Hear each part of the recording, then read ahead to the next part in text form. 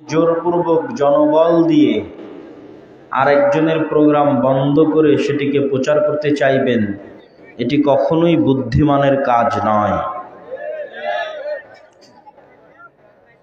তো অত্র অঞ্চলে ইতিমধ্যেই আমরা অনেক বাধাগ্রস্ত অবস্থায় আছি, সেহেতু আমাদের ধৈর্যের পরিচয় দিতে হবে। আল্লাহ আমাদের ধৈর্য ধারণের তৌফিক দান করুক, আল্লাহুম্মা আমিন। সম্মানিত উপস্থিতি, আজকে অত্র অনুষ্ঠানে রাষ্ট্রের কথা এবং অর্থনীতির কথা এই জন্য বলছি, চলমান যে সিচুয়েশন বাংলাদেশে, এই পরিবেশ পরিস্থিতি এই ধরনের বক্তব্য বলার এবং শোনার সবচেয়ে শ্রেষ্ঠ সময়। গত 16 বছর এই আলোচনা শুনলে মানুষের শোনার আগ্রহ থাকতো না, মানুষ শুনতেও চাইতো না। এখন যেহেতু উর্বর ভূমি আছে, মানুষের মধ্যে আগ্রহ আছে, সেহেতু এই আলোচনা আমাকে করতে হচ্ছে এবং এই বিষয়ের বিভিন্ন অ্যাঙ্গেলে বিভিন্ন দিক থেকে ধারাবাহিক আমি আলোচনা করে যাচ্ছি। তো ইসলামের রাষ্ট্রীয় দর্শন এবং অর্থনৈতিক দর্শন, এটি বলে কি বুঝাতে চাচ্ছি? এটি বলে বুঝাতে চাচ্ছি, ইসলাম মসজিদের 4 দেওয়ালের মধ্যে আবদ্ধ থাকার জন্য আসেনি। কেউ যদি মনে করে ইসলাম শুধু মসজিদের 4 দেওয়ালের মধ্যে আবদ্ধ থাকবে, এটি ইসলাম, তাহলে তার মুসলিম থাকার সম্ভাবনা নাই। সে মুসলিম এটা দাবি করার সম্ভাবনা নাই।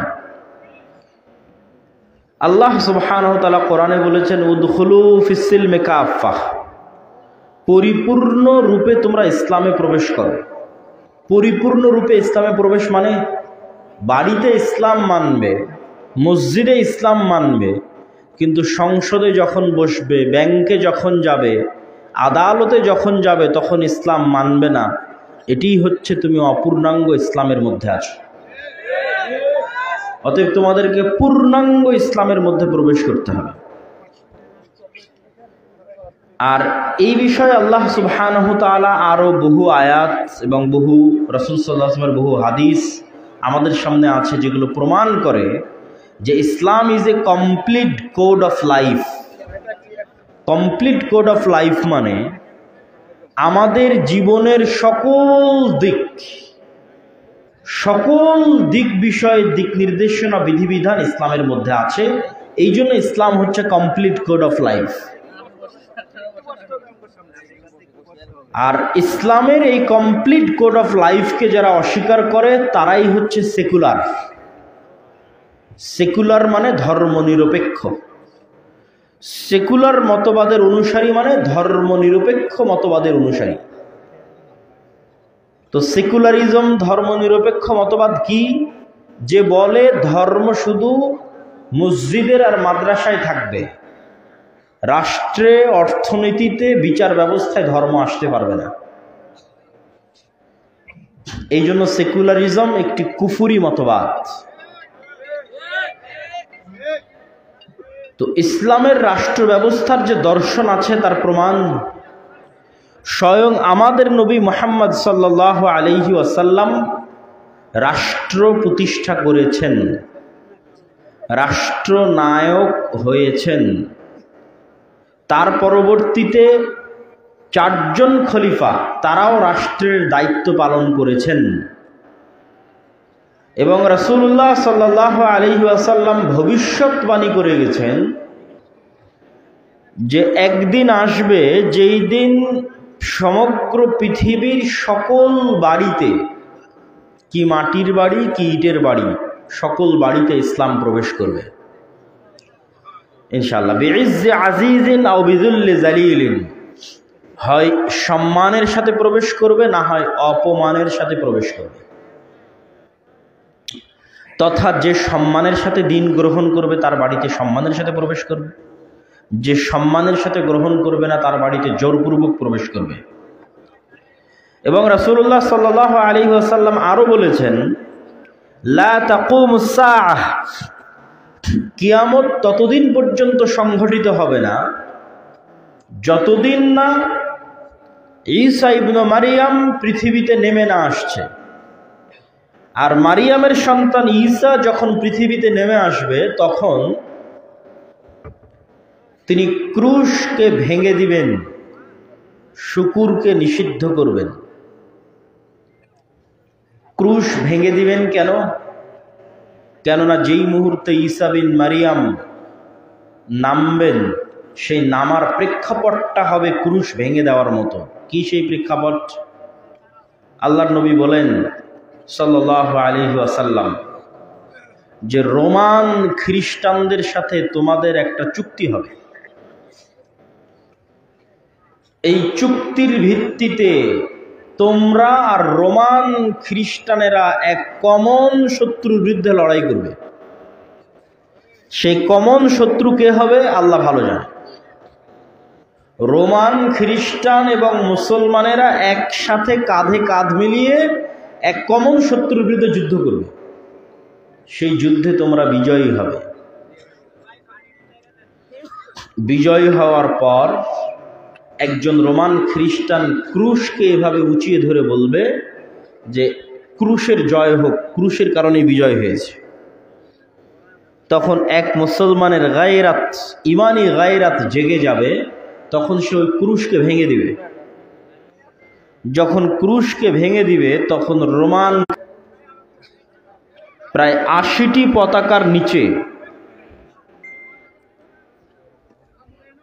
প্রত্যেক পতাকার নিচে ১২,০০০ করে সৈন্যবাহিনী থাকবে। প্রায় ৮০টি পতাকার নিচে, যে ৮০টি পতাকার প্রত্যেক পতাকার অধীনে ১২,০০০ সেনা থাকবে, এরকম এক বিশাল সেনাবহর নিয়ে, ১০ লক্ষাধিক সেনাবহর নিয়ে রোমান খ্রিস্টানেরা একত্রিত হবে মুসলমানদের বিরুদ্ধে যুদ্ধ করার জন্য। মুসলমানদের ৩ ভাগের ১ ভাগ এই যুদ্ধে আল্লাহর রাস্তায় শহীদ হয়ে যাবে। আল্লাহর নবী বলেন তারা পৃথিবীর সর্বশ্রেষ্ঠ শহীদ। মুসলমানদের ৩ ভাগের ১ ভাগ এই যুদ্ধে পলায়ন করবে, যুদ্ধের মাঠ ছেড়ে দিয়ে। আল্লাহর নবী বলেন তাদের গুনাহ কোনোদিন ক্ষমা করা হবে না। যুদ্ধের মাঠ থেকে পালিয়ে যাওয়া কবিরা গুনাহ। জিহাদের মাঠ থেকে পালিয়ে যাওয়া, চলন্ত জিহাদের মাঠ ছেড়ে পালিয়ে যাওয়া কবিরা গুনাহ। কিন্তু ওই চলন্ত জিহাদের মাঠ থেকে যে পালিয়ে যাবে ওটার ক্ষমা হবে না।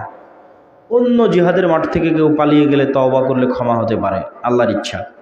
কিন্তু ওই ভয়ঙ্কর ভয়াবহ যুদ্ধে যেটা রোমানদের বিরুদ্ধে হবে, খ্রিস্টানদের বিরুদ্ধে হবে, ৩ ভাগের ১ ভাগ মুসলমান পালিয়ে যাবে, তাদের কোনোদিন ক্ষমা করা হবে না নেওয়ার জন্য।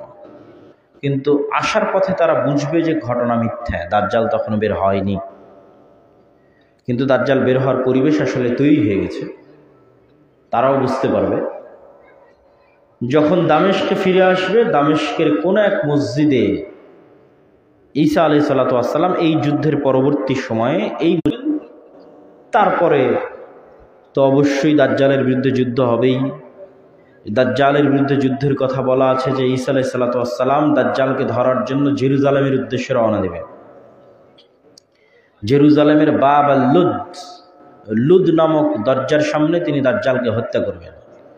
দাজ্জাল ঈসা আলাইহিস সালাতু ওয়াস সালামকে দেখে পানির মতো গলতে থাকবে, লবণ যেভাবে গলে, কিন্তু গলে শেষ হওয়ার আগে ঈসা আলাইহিস সালাম তাকে হত্যা করবেন নিজে হাতে। তো এত লম্বা ঘটনা কোন প্রেক্ষিতে বললাম? যে ঈসা আলাইহিস সালাম পৃথিবীতে নেমে আল্লাহর নবী বলছেন তিনি ক্রুশ ভেঙে দিবেন। কেন ভাঙবেন? এত বড় যুদ্ধের শুরুই তো হলো ক্রুশ ভাঙাকে কেন্দ্র করে। ফলত মুসলমানেরা যখন বিজয়ী হবে, সারা পৃথিবী থেকে ক্রুশ উঠে যাবে, শুকুরের গোস্তকে হারাম করে দিবেন। আর ৩ নাম্বার কি করবেন, এটা আমাদের আজকের আলোচ্য বিষয়ের মূল পয়েন্ট।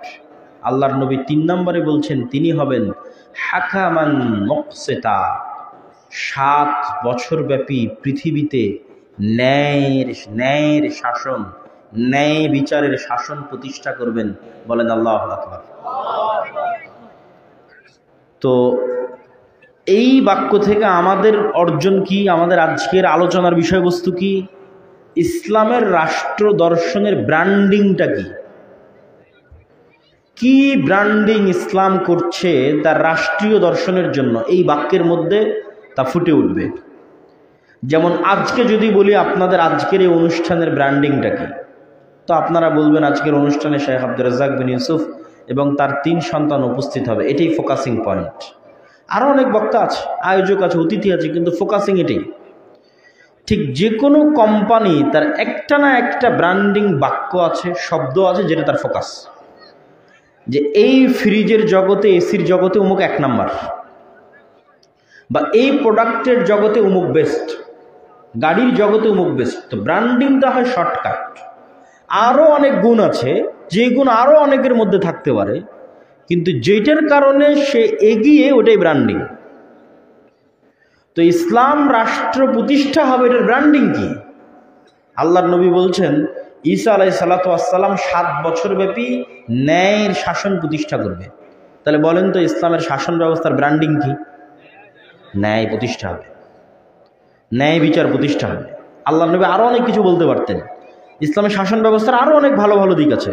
বলতে পারতেন তিনি সারা পৃথিবীর সব মানুষকে নামাজ আদায় করাবেন, সারা পৃথিবীর সব মানুষকে, সব মহিলা মানুষকে পর্দা করাবেন।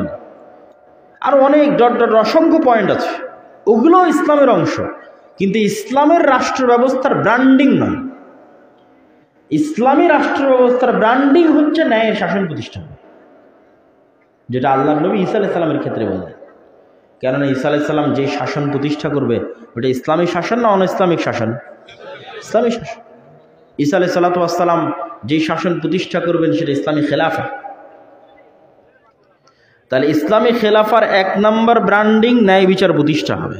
2 নাম্বার ব্র্যান্ডিং আর পরের বাক্যে আসতেছে, দেখেন রাসূলুল্লাহ সাল্লাল্লাহু আলাইহি ওয়াসাল্লাম বলছেন, মানুষের সম্পদ এই 7 বছরে ন্যায় বিচার প্রতিষ্ঠা হওয়ার কারণে এত বেশি হয়ে যাবে যে কেউ টাকা নিবে এই নেওয়ার মতো লোক থাকবে না।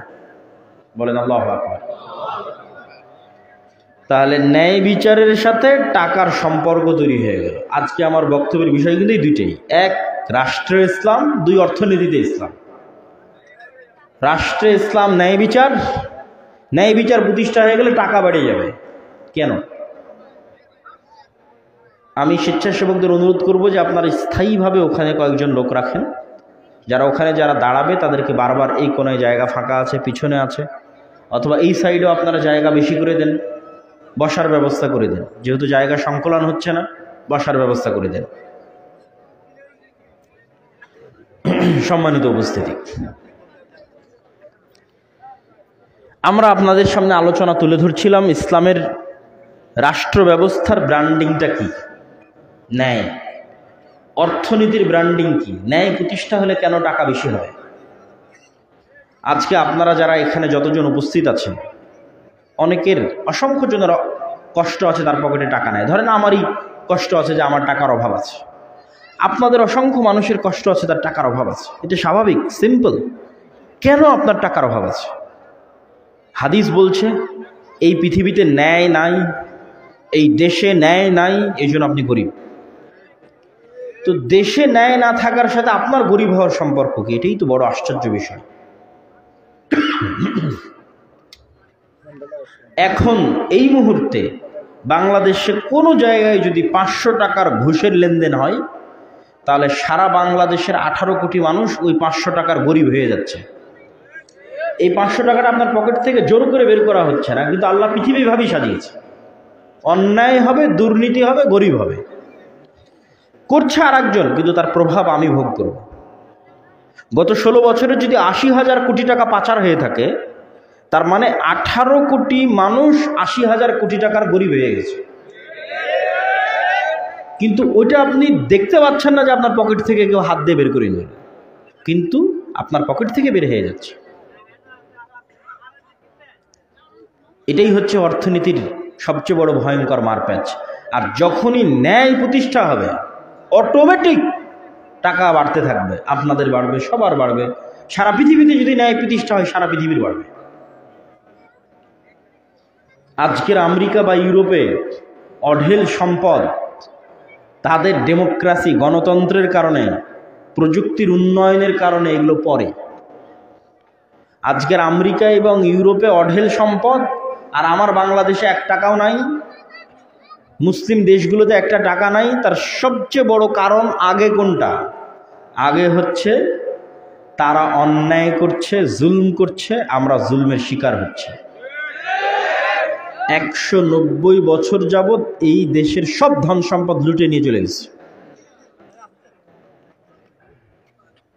তাহলে বাদশাহ আলমগীর যখন ভারতের শাসক, তখন ভারতের জিডিপি সারা পৃথিবীর জিডিপির 30%।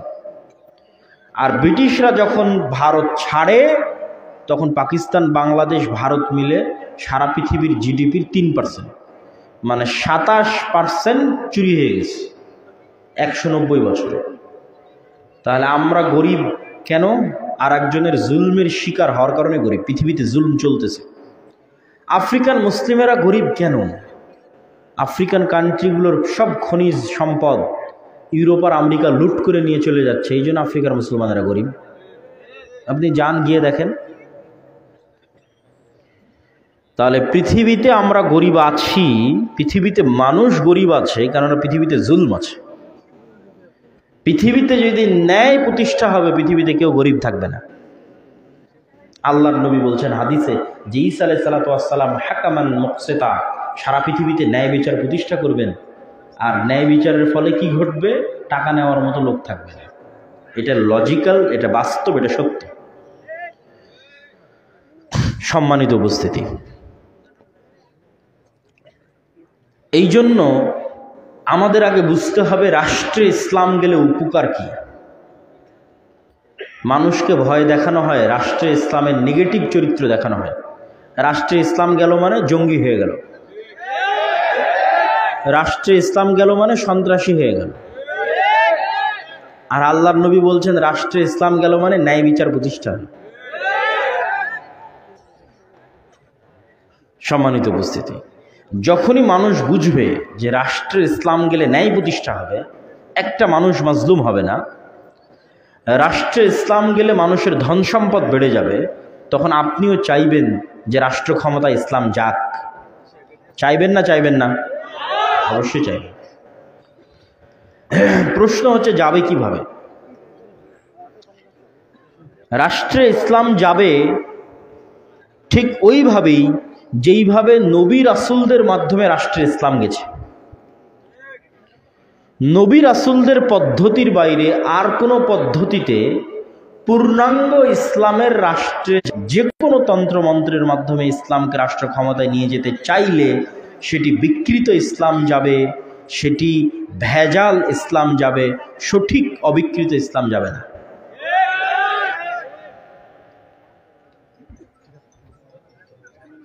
কেন যাবে না? তার 1 নাম্বার কারণ, এভাবেই ওই সিস্টেমগুলো ডেভেলপ করা আছে।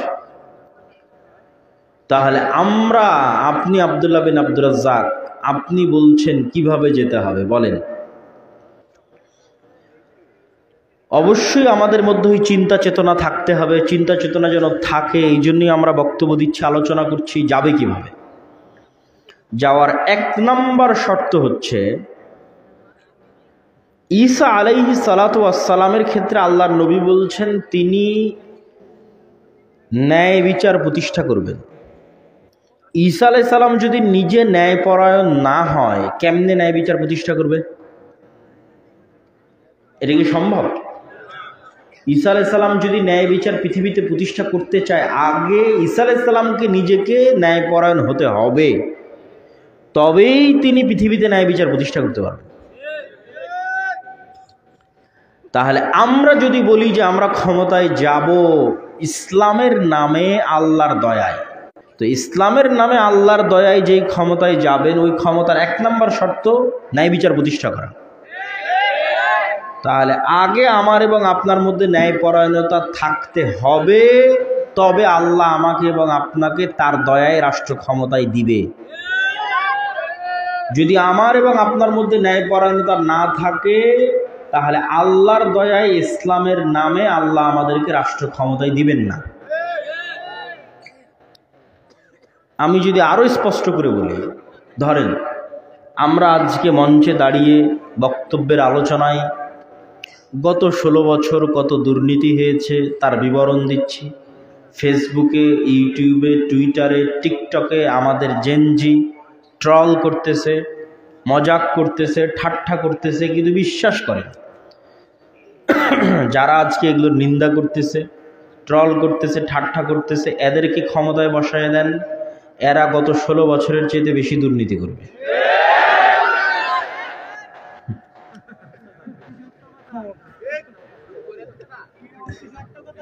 জি,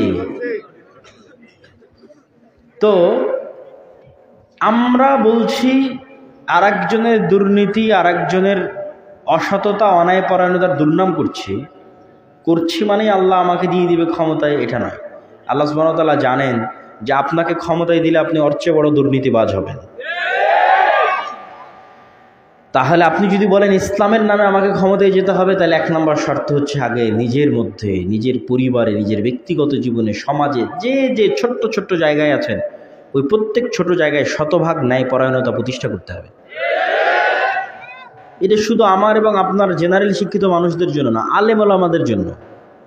এই যে আলেম ওলামারা ওর প্রোগ্রাম বন্ধ করে দিচ্ছে, ওর বিরুদ্ধে বক্তব্য দিচ্ছে, ওর মসজিদে হামলা করতে যাচ্ছে, ওর মাদ্রাসায় হামলা করতে যাচ্ছে, তাহলে তাদের হাতে যদি রাষ্ট্র ক্ষমতা চলে যায় কি করবে? ন্যায় বিচার প্রতিষ্ঠা করতে পারবে? তাহলে আলেম ওলামাদের মধ্যে যত মতভেদ আছে, মাদ্রাসায় যত গন্ডগোল আছে, ইসলামী দলে যত গন্ডগোল আছে, এই ধরেন তাবলিগ জামাতের 2 গ্রুপ মারামারি করতেছে, এরকম কি হানাফি কি আহলে হাদিস, আমি কিন্তু বিশেষ কোনো গোত্রকে লক্ষ্য করে বলছি না, কি হানাফি কি আহলে হাদিস, যেখানে গ্রুপিং আছে ওখানে যায় দেখেন মাসলা মাসাইল আসল বিষয় নয়, ভিতরে ঢুকে দেখবেন ন্যায়পরায়ণতা নাই।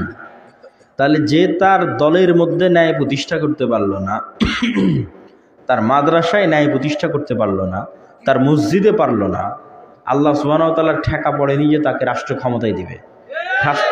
রাষ্ট্র ক্ষমতায় দিলেও আরো অনেক বড় জালেম হয়ে যাবে। এই জন্য আল্লাহ তাকে আল্লাহর দয়ায় রাষ্ট্র ক্ষমতা দিবে না। সম্মানিত উপস্থিতি, আর আমাদের মধ্যে যদি উদাহরণ নেন যে আমরা কি দিয়ে পরীক্ষা করব আমাদের মধ্যে ন্যায় বিচার আছে কিনা। আপনার বাবা যখন মারা গেছে, আপনার বাবা মারা যাওয়ার পর আপনি আপনার বোনকে আপনার বাবার সম্পত্তিতে ন্যায়ের সাথে ভাগ দিয়েছেন কি? এটা ধরেন একটা প্রশ্ন, একটা মাপকাঠি। কি দিয়ে আপনি মাপবেন যে আপনি ন্যায়পরায়ণ কিনা? আল্লাহ আপনাকে বাছাই করতে পারে কিনা দেশের নেতা বানানোর জন্য, জাতির সমাজের নেতা বানানোর জন্য? আপনি নিজেকে পরীক্ষা করে দেখেন, আশেপাশের মানুষকে পরীক্ষা করে দেখেন, তো দেখা যাবে বেশিরভাগ ক্ষেত্রে হয় বোনকে ভাগই দেয়নি, অথবা বোনকে যদি ভাগ দিয়ে থাকে তাহলে কুমিল্লা শহরের দামি জমিটা নিজে নিয়েছে আর বিলের মধ্যে জমিটা বোনকে দিয়েছে।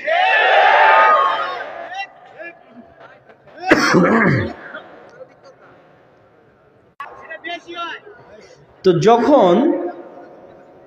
যখন যৌতুকের ভিত্তিতে কোনো বিবাহ হয়, আপনার দৃষ্টিতে কি মনে হয়? আমি কিন্তু ইবাদতের আলোচনা করছি না, ন্যায় অন্যায় মানে মানুষের সাথে, এখানে ইবাদত আলোচ্য বিষয় নয়, নামাজে কোনটা ঠিক কোনটা বেঠিক এটা আলোচ্য বিষয় নয়, আলোচ্য বিষয় ন্যায় মানে মানুষের সাথে ন্যায়। তো যৌতুক নেওয়া মানে মেয়ের পরিবারের সাথে আল্লাহ এবং আল্লাহ রাসূলের দৃষ্টিতে অন্যায় করা, অন্যায়পরায়ণ আচরণ। কিন্তু ওই যৌতুক, তাহলে কত ওসি, কত ডিসি, কত এসপি, কত এসিল্যান্ড, কত সাব রেজিস্ট্রার, কত মন্ত্রী, কত মিনিস্টার, কত দানবীর, যারা সবাই হাজি, ওমরাকারী, নামাজি, জালসা সম্মেলনের প্রধান অতিথি, বিশেষ অতিথি, কিন্তু সে যে দায়িত্বে আছে ওই দায়িত্বের জায়গায় গিয়ে দেখেন সে দুর্নীতিগ্রস্ত। মনোনীত করবে? অসম্ভব, এটা হতে পারে না। আমরা যদি মনে করি যে আমরা নেতৃত্বের যোগ্য হব, তাহলে আমাদেরকে সর্বপ্রথম ন্যায়পরায়ণতা, সত্যবাদিতা।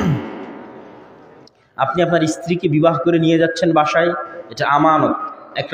একটা মহিলা মানুষের, কন্যা সন্তানের আপনি দায়িত্ব গ্রহণ করতেছেন।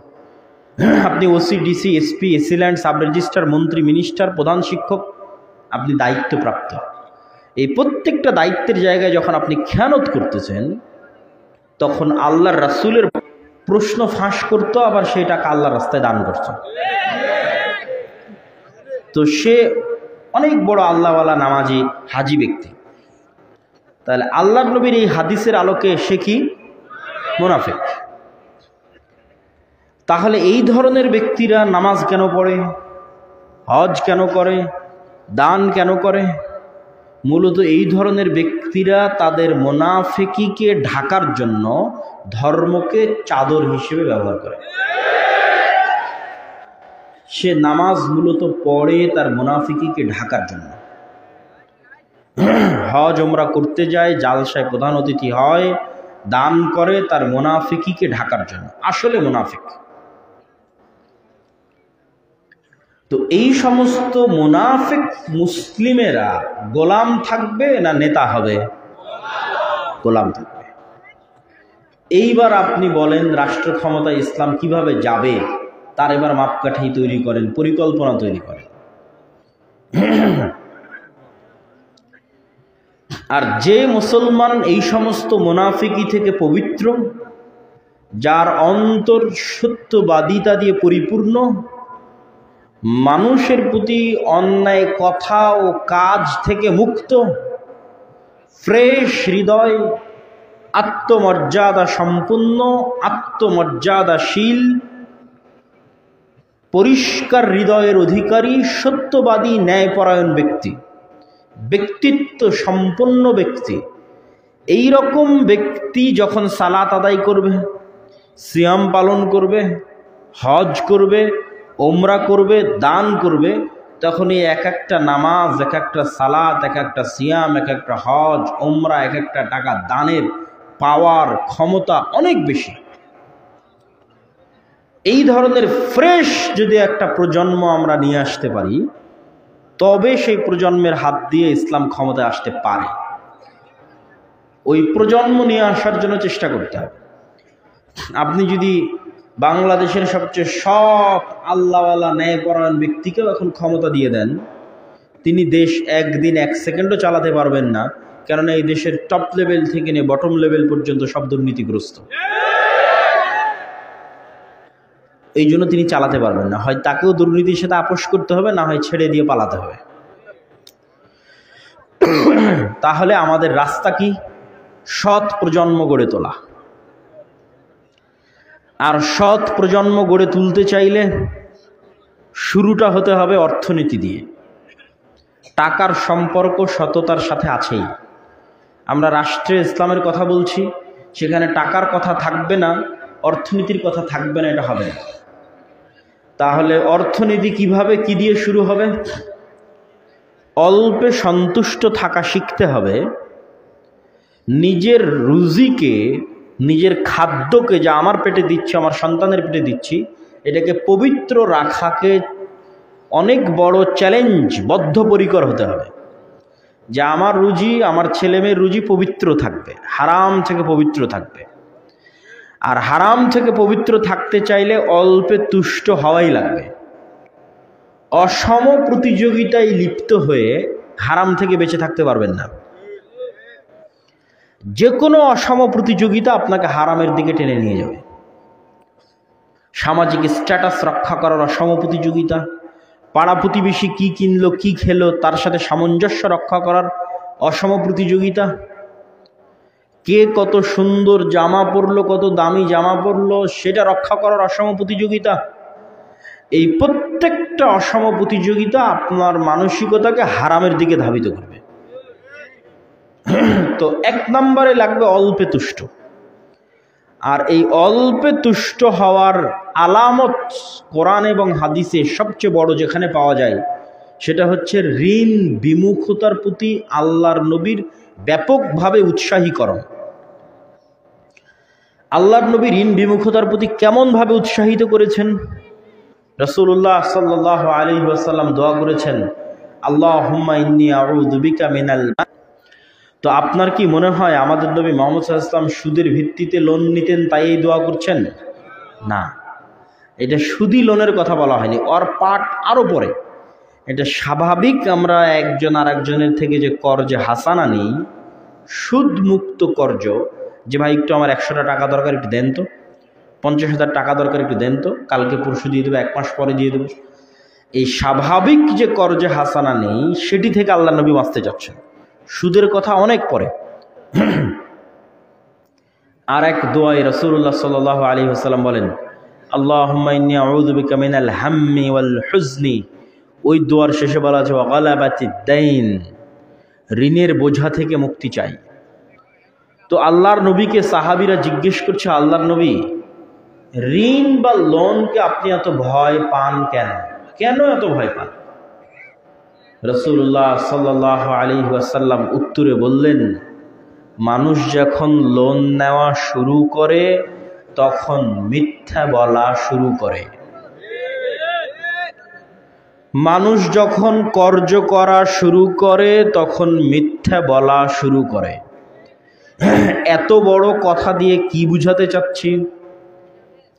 প্রত্যেকটা কথা আমাদের একটা আরেকটার সাথে সম্পৃক্ত। মানুষ যখন লোন নেওয়া শুরু করে মিথ্যা বলা শুরু করে, তো মিথ্যা বলা শুরু করলে সে কি আর ন্যায়পরায়ণ থাকলো? কথা বলেন না যে থাকলো? যদি মিথ্যা বলা শুরু করে আল্লাহর দৃষ্টিতে সে কি আর নেতা হওয়ার যোগ্য থাকলো? থাকলো না। তাহলে ওর মিথ্যা বলাটা শুরু হলো কিসের কারণে? টাকার কারণে। সেই যাত্রাটা তাও হারাম নয়, হালাল, মানুষের থেকে কর্জ নিয়েছে। তো স্বাভাবিক কর্জ আল্লাহর নবী অনুৎসাহিত করছেন, নিরুৎসাহিত করছেন, কেননা সেটি মিথ্যার দিকে নিয়ে যায় মানুষকে। আজকে আমাদের অস্বাভাবিক চাহিদার বলি হয়ে কত হাজারো যুবক, মুসলিম যুবক, ভারত, বাংলাদেশ, পাকিস্তান, আফগানিস্তান, মালদ্বীপ ইত্যাদি দেশ থেকে ইউরোপ, আমেরিকায় পাড়ি জমানোর জন্য প্রত্যেক ধাপে ধাপে মিথ্যা বলতেছে। ওই সমস্ত দেশে যাওয়ার পরে মিথ্যা বলছে, ওই সমস্ত দেশে গিয়ে সেটেল হওয়ার জন্য মিথ্যা বলছে, সেটেল হওয়ার পর বিভিন্ন ইনকামের ক্ষেত্রে মিথ্যা বলছে, বেনিফিট নেওয়ার জন্য মিথ্যা বলছে, অতিরিক্ত টাকা নেওয়ার জন্য মিথ্যা বলছে। এক মুসলিম আর এক কাফেরের সামনে মিথ্যা বলছে। তাহলে এই মুসলিম গোলাম থাকবে না নেতা হবে? আর আজ থেকে 1400 বছর আগে একজন কাফের সত্য বলেছে। আবু সুফিয়ান রাদিয়াল্লাহু তাআলা আনহু যখন তিনি কাফের, বাদশাহ হিরাক্লিয়াসের দরবারে, কোনো লাইভ নাই, ক্যামেরা নাই, রেকর্ডার নাই, কিচ্ছু নেই। বাদশাহ হিরাক্লিয়াস আবু সুফিয়ান রাদিয়াল্লাহু তাআলা আনহুকে জিজ্ঞেস করছে, বলো মুহাম্মদ সাল্লাল্লাহু আলাইহি ওয়াসাল্লাম সম্পর্কে জানাও। উনি একটা কথা মিথ্যা বলেননি। মানে জন্মগত নেতা হওয়ার যোগ্যতা তার মধ্যে আছে। সমস্যা কি? মূর্তির পূজা করতেছে, কিন্তু পার্সোনালিটি, ব্যক্তিত্ব আজকের যুগের মুসলমানদের চাইতে অনেক উপরে। আবু সুফিয়ান রাদিয়াল্লাহু তাআলা আনহুর ওই কাফের অবস্থায় তার যে পার্সোনালিটি, কাফের অবস্থায় তার যে ব্যক্তিত্ব, কাফের অবস্থায় তার যে আত্মমর্যাদা, আত্মসম্মান, যে তিনি মিথ্যা বলছেন না তার শত্রুর বিষয়ে, ওই আত্মমর্যাদা, ওই আত্মসম্মান আজকের যুগের আমরা যারা নিজেদের মুসলমান দাবি করছি তাদের চেয়ে অনেক উপরে। তো যখন ওই আবু সুফিয়ান রাদিয়াল্লাহু তাআলা ইসলাম গ্রহণ করে নিলেন, শিরককে ছেড়ে দিলেন, তো জন্মগত সত্যবাদিতা তো আছেই, জন্মগত ব্যক্তিত্ব তো আছেই, তার সাথে যুক্ত হলো ইসলাম। এটা কতটা পাওয়ারফুল হতে পারে? ওই পাওয়ার যুক্ত হয়েছে ওমর রাদিয়াল্লাহু তাআলার মধ্যে, ওই পাওয়ার যুক্ত হয়েছে খালিদ বিন ওয়ালিদের মধ্যে, ওই পাওয়ার যুক্ত হয়েছে আমর ইবনে আল-আসের মধ্যে, যে তাদের ব্যক্তিত্বটা এইভাবে ডেভেলপ করা হয়েছে যে তারা মিথ্যা বলা জানে না, তারা অন্যায় করা জানে না, তারা মাথা নত করা জানে না। আমরা প্রত্যেকটা ধাপে ধাপে অন্যায় পরায়ণ, অর্থের কাছে বিক্রি, টাকার কাছে বিক্রি। তাহলে আমরা কেমনে দেশ ও জাতির নেতৃত্ব দিব? কেমনে আল্লাহ আমাদেরকে বাছাই করবে যে ইসলাম প্রতিষ্ঠা করার জন্য আমরা নেতা হব? এটা অসম্ভব।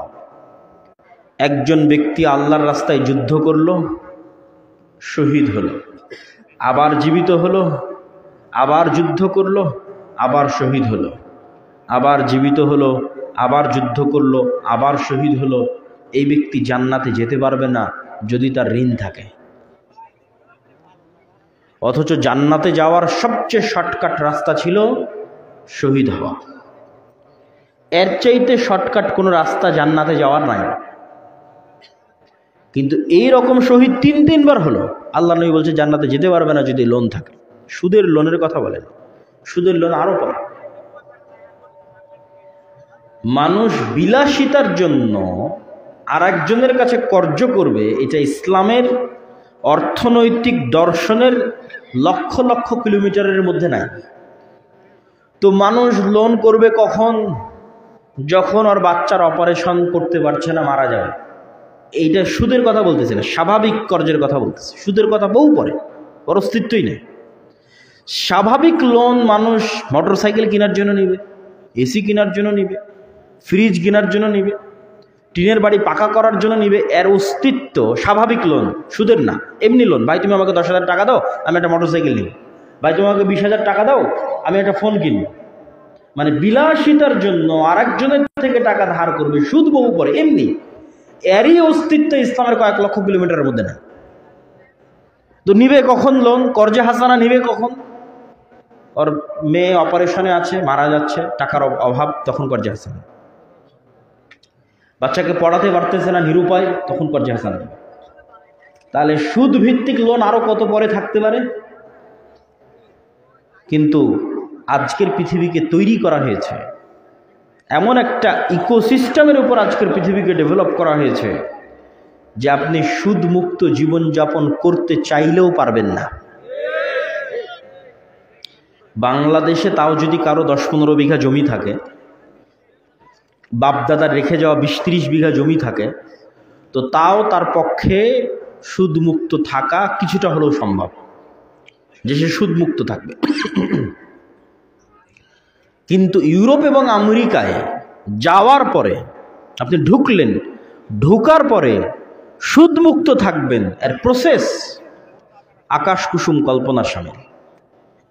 এমন কোনো রাস্তা নাই যে রাস্তা দিয়ে আপনি বলবেন আমি সুদমুক্ত থাকব। এটা ইকোসিস্টেম ডেভেলপ করা হয়েছে। তথা there is no cash money without loan. আমার পকেটে যদি 100 টাকাও থাকে, তাহলে এই 100 টাকা বাস্তব 100 টাকা নয়, 100 টাকার বিপরীতে লোন আছে। কোনো ক্যাশ টাকা নাই লোন ছাড়া। এই পৃথিবীর দিকে ধাবিত হচ্ছে পৃথিবী। কেন পৃথিবীকে এইভাবে সুদী অর্থনীতির মধ্যে জর্জরিত করা হচ্ছে? টাকাই মানুষকে গোলাম বানায়। ওই যে মিথ্যা বলা শুরু হলো, গোলাম হওয়া শুরু হলো। আত্মমর্যাদা নষ্ট হওয়া শুরু হলো, গোলাম হওয়া শুরু হলো। তো সুদী সিস্টেম যত শক্তিশালী হবে, পৃথিবীর মানুষ তত বেশি গোলাম হবে। মুসলমানেরা যত বেশি সুদের মধ্যে যাবে, মুসলমানেরা তত বেশি গোলাম হবে। দেখতে পাবে না আব্দুল্লাহ কি বলতেছে, আমি তো সুদের ভিত্তিতে লোন নিয়ে বাড়ি করলাম, কই গোলাম হলাম? কিন্তু গোলাম হবে। এটা একটা ইকোসিস্টেম। এই ইকোসিস্টেম তাকে গোলাম করবে, চাইলেও সে এটা থেকে বের হতে পারবে না। আর যদি বলে আমি গোলামি থেকে বের হব, ওই যে আল্লাহ এবং আল্লাহ রসুল যেমন বলেছে, যে ব্যক্তি সুদের সাথে সম্পৃক্ত হলো, সে আল্লাহ এবং আল্লাহ রসুলের বিরুদ্ধে যুদ্ধ ঘোষণা করলো। তো মুসলমানেরা যেই দিন সুদের বিরুদ্ধে যুদ্ধ ঘোষণা করবে, যেই দিন একদল মুসলমান ঘোষণা করবে যে আমরা অর্থনৈতিকভাবে সুদের বিরুদ্ধে যুদ্ধ ঘোষণা করলাম, এটা গেল অর্থনীতিতে। আর ওই একদল মুসলমান ঘোষণা করবে যে আমরা আমাদের জীবনে সত্যবাদী আর ন্যায়পরায়ণ থাকব। তাহলে কারো কাছে লোন নিবে না, সুদের সাথে সম্পৃক্ত হবে না, মিথ্যা বলবে না, অন্যের প্রতি অন্যায় করবে না। এবার ওর মধ্যে নেতার গুণ চলে আসলো। কবে আল্লাহ ওকে নেতা বানাবে আল্লাহ সুবহানাহু ওয়া তাআলা ভালো জানে, কিন্তু নেতৃত্বের গুণ তার মধ্যে চলে এসেছে। ওর মধ্যে আত্মমর্যাদা, সেলফ রেসপেক্ট, আত্মসম্মান শতভাগ আছে। পৃথিবীর কোনো শক্তির সাথে কম্প্রোমাইজ সে করবে না, পৃথিবীর কোনো শক্তির কাছে মাথা নত সে করবে না। এরকম একদল, একটা প্রজন্ম তৈরি হয়ে গেলে আল্লাহ সুবহানাহু ওয়া তাআলা তাদের হাত দিয়ে রাষ্ট্র ক্ষমতায় ইসলামকে প্রতিষ্ঠা করবেন, যে ইসলাম আল্লাহ চান। আর আমরা যদি বলি না ওই তন্ত্র এই মন্ত্র এটা ওইটার মাধ্যমে রাষ্ট্র ক্ষমতায় যাবো, এটা অপূর্ণাঙ্গ বিকৃত ইসলাম প্রতিষ্ঠা হবে। ইসলামকে রাষ্ট্রে প্রতিষ্ঠা করার জন্য এই ধরনের একটা প্রজন্ম যদি তৈরি হয়, তাদের প্রথম করণীয় কি হবে? এই ধরনের একটা প্রজন্ম তৈরি হলে তাদের প্রথম করণীয় হবে দাওয়াত দেওয়া। যেভাবে নবী রাসূলগণ দাওয়াত দিয়েছেন। নবী রাসূলগণ কিভাবে দাওয়াত দিয়েছেন? নবী রাসূলগণের দাওয়াতের সাথে আমাদের দাওয়াতের আসমান এবং জমিন পার্থক্য আছে। নবী রাসূলগণের দাওয়াতের সাথে আমাদের দাওয়াতের আসমান ও জমিন পার্থক্য আছে।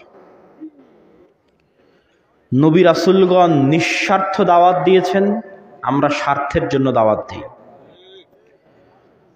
নবী রাসূলগণ ক্ষমতার কেন্দ্রবিন্দুতে নিঃস্বার্থভাবে দাওয়াত দিয়েছেন, আমরা ক্ষমতার কেন্দ্রবিন্দুতে স্বার্থের জন্য যাই। আর দাওয়াতকে ওসিলা হিসেবে ব্যবহার করি, ইসলামকে মাধ্যম হিসেবে ব্যবহার করি আমার নিজস্ব ব্যক্তিগত স্বার্থ হাসিল করার জন্য। দাওয়াতের কথা কেন বলছি? আল্লাহ চাইলে মুসা আলাইহিস সালাতু ওয়াস সালামকে যে মোজেজার লাঠি দিয়েছেন, ওই মোজেজার লাঠি লক্ষ লক্ষ সাপকে খাইয়ে নিতে পারতেছে, ফেরাউনকে খাইয়ে নিতে পারে না? পারে না? পারে না? আল্লাহ চাইলেই পারে। তো মুসা আলাইহিস সালামকে আল্লাহ বলতেন, তুমি এই মোজেজার লাঠি দিলাম, গিয়ে ডাইরেক্ট ফেরাউনকে হত্যা করো, দিয়ে ক্ষমতা দখল করে নিয়ে ইসলামের রাষ্ট্র প্রতিষ্ঠা করো। আল্লাহ সেটা না বলে মোজেজা দিলেন, সব দিলেন, দোয়া শিখিয়ে দিলেন, সব কিছু করে বলছেন ফেরাউনকে দাওয়াত দাও। অথচ আল্লাহ জানেন ফেরাউন হেদায়েত প্রাপ্ত হবে না, তারপর আল্লাহ বলছেন ফেরাউনকে দাওয়াত দাও। শুধু তাই না, দাওয়াত নয়, নম্র ভদ্র ভাষায় দাওয়াত দাও, উগ্র ভাষায় নয়। তথা আল্লাহ সুবহানাহু ওয়া তাআলা কোনো কিছু ডাইরেক্ট হোমজিক্যালি ইনস্ট্যান্ট করে ফেলেন না। প্রত্যেকটা করার জন্য আল্লাহর একটা স্লো প্রসেস আছে। আল্লাহ সুবহানাহু ওয়া তাআলা লতীফ, সূক্ষ্ম। তিনি চাইলে ইউসুফ আলাইহিস সালাতু ওয়াস সালামকে কুয়া থেকে ফেরেশতাদের দিয়ে উঠিয়ে বাবা ইয়াকুব আলাইহিস সালামের কাছে পৌঁছে দিতে পারতেন। জিবরাইলকে বলতেন, যাও ইউসুফ পড়ে আছে কুয়াতে, ওখান থেকে উঠিয়ে নাও, উঠিয়ে নিয়ে ইয়াকুব আমার কাছে খুব কান্দাকাটি করতেছে, তার কাছে পৌঁছে দাও। কিছুই না। আল্লাহ সুবহানাহু ওয়া তাআলার শক্তি এবং ক্ষমতার কাছে এই ছোট্ট কাজ কিছুই না। অথচ ইউসুফ হয়ে পড়েই থেকে গেলেন কুয়াতে। মানুষ ব্যবসায়ী, স্বাভাবিক ব্যবসায়ী যাচ্ছে, সে স্বাভাবিক ব্যবসায়ী বালতিতে উঠালো, বাজারে বিক্রি করলো, মানুষের বাড়িতে কাজ করলো, মিথ্যা অপবাদ মাথায় ঘাড়ে নিল, 7 বছর জেলে থাকলো। 7 বছর। আল্লাহ চাইলে ফেরেশতাদের দিয়ে জেল থেকে বের করে দিতে পারতেন, কিন্তু আল্লাহ সুবহানাহু ওয়া তাআলা স্লো প্রসেস, লতীফ। সবাইকে আল্লাহ পরীক্ষার মধ্যে ফেলে সামনে নিয়ে যেতে চান, পরীক্ষার মধ্যে ফেলে শক্তিশালী করতে চান। এই জন্য আমি বলি, আজকের ফিলিস্তিনের ওপর যে জুলুম হচ্ছে না, আজকের সিরিয়াতে 500 জায়গায় ইসরায়েল বোমা হামলা করেছে না, এটা মুসলমানদের পরীক্ষা। আল্লাহ সুবহানাহু ওয়া তাআলা ওই স্লো প্রসেসের মধ্যে দিয়ে নিয়ে যাচ্ছেন। কেননা ওই যে মুসলমানেরা দুর্নীতিবাজ হয়ে গেছে, মিথ্যুক হয়ে গেছে, আর নিজের দিনের উপর কনফিডেন্স নাই, তখন অন্যদেরকে আল্লাহ এদের উপর চাপিয়ে দিয়েছেন যাতে এরা দিনের আল্লাহর কাছে ফিরে আসে, নিজের দিনের উপর ফিরে আসে, সঠিক রাস্তায় সঠিক পথে ফিরে আসে। পরীক্ষা। তো এই জন্য দাওয়াত আপনাকে দিতে হবে, কিন্তু নবীদের মতো কনফিডেন্সের সাথে দাওয়াত দিতে হবে, নিঃস্বার্থভাবে দিতে হবে। কনফিডেন্সটা কি সেটাও তুলে ধরি। নিজের দিনের উপর কনফিডেন্স, আত্মবিশ্বাস। আপনি বলবেন না আমার তো আমার দিনের উপর আত্মবিশ্বাস আছে, কনফিডেন্স আছে। নাই, নাই, এটা আমি নিজে দেখেছি।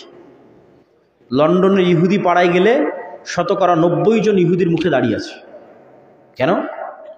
সে তার দিনের উপর কট্টর, ড্যাম কেয়ার।